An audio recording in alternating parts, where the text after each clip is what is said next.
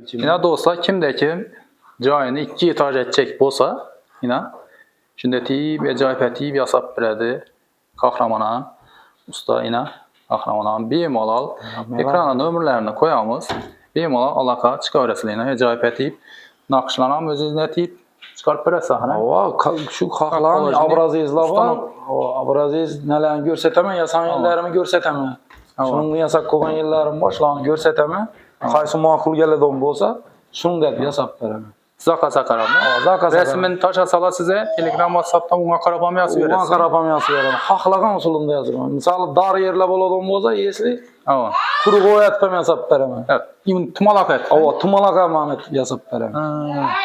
Teyini misal bunu tahtadan brostan yasak koytma. Ava. Zakasa karab haklasa betondan koyup betondan şip ketip betondan ham çıkarıp bilesiz. Ava. Eğer yok teyini profilden karkazda okup üstün tahta bilen şip ketip belese onu da etken kılıp bereme. Gelişip yasap bereme. Gelişip kılıp beresi. Ava gelişip. Ne dostlar şimdi halasazda tahtadan çıkarıp berediyen, halasazda tumalak et, her xil figurada çıkarıp berediyen kahramanın bemalol alaka çıkaveresiler dostlar. Şu ekranda o nömrelere bemalol alaka çıkaveresiler dostlar. Ne görüp durganlarınızı. Mühim gap yok yine.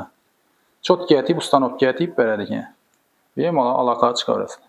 Siz etibarlarınız için kattakan rahmet dostlar.